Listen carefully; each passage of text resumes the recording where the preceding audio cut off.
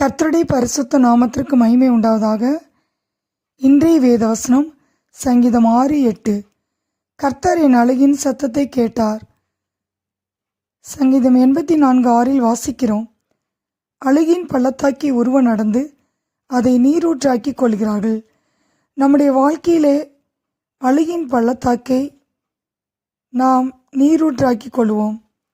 ஆதியாகமம் 21:16-17 வாசிக்கிறோம், பிள்ளை சாகிறதை நான் பார்க்க மாட்டேன் என்று எதிராக அம்பு பாயும் தூரத்திலே போய் உட்கார்ந்து சத்தமிட்டு அழுதாள். தேவன் பிள்ளையின் சத்தத்தை கேட்டார். தேவன் ஆகாருடைய கண்களை திறந்தார். அப்பொழுது அவள் ஒரு தண்ணீர் துறவை கண்டு போய் துருத்தியிலே தண்ணீர் நிரப்பி பிள்ளைக்கும் குடிக்க கொடுத்தாள். தேவன் பிள்ளையுடனே இருந்தார். நம்முடைய வாழ்க்கையில் வனாந்தர பாதையில் நாம் அலைந்து அழுது கொண்டிருக்கலாம். நாம் பயப்பட வேண்டியதில்லை. நாம் அழுகின் சத்தத்தை கர்த்தர் கேட்பார். தேவன் நம்மோடு இருப்பார். நமக்கு பெரிய காரியங்களை செய்வார். அழுகியின் பாதையை ஆசீர்வாதமாக மாற்றுவார். ரூத் 1:14 வாசிக்கிறோம், அவர்கள் சத்தமிட்டு அதிகமாய் அழுதார்கள். ஒரு வீட்டில் 3 விதவைகள். இவர்களில் ஓர்பாள் தன் ஜனங்களிடத்துக்கும் தன் தேவர்களிடத்திற்கும் திரும்பி போய்விட்டாள். ஆனால் நகோமியும் ரூத்துமோ அனைத்தும் இழந்து வெறுமையான நிலையில் கர்த்தர் தம்முடைய ஜனங்களை சந்தித்து அவர்களுக்கு ஆகாரம் அருளினார் என்று கேள்விப்பட்டு விசுவாசத்தோடு புறப்பட்டு வருகிறார்கள். அழுகையோடு வந்த அவர்களுக்கு தேவன் நிறைவான பலனை கொடுத்தார். அவர்களுடைய கசந்து போன வாழ்க்கையை கர்த்தர் களிப்பாக மாற்றினார்.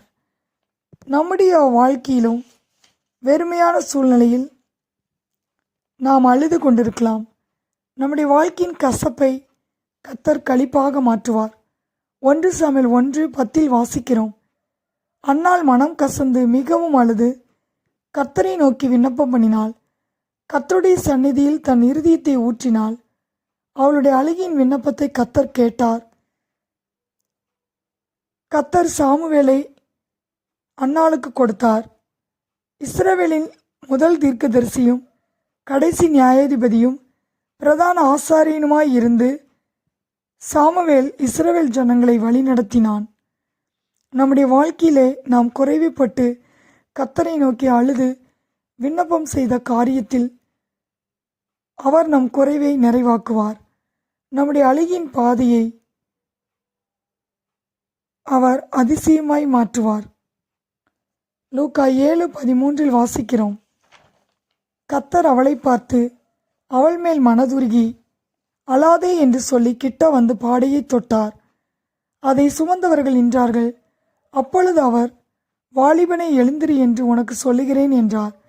மரித்தவன் உட்கார்ந்து பேசத் தொடங்கினான். அவனை அவன் தாயின் இடத்தில் ஒப்புவித்தார். நம்முடைய வாழ்க்கையில் இழந்து போன சூழ்நிலையில் நாம் அழுது கொண்டிருக்கலாம். மரித்து போன காரியங்களை தேவன் உயிர் பெறச் செய்வார்.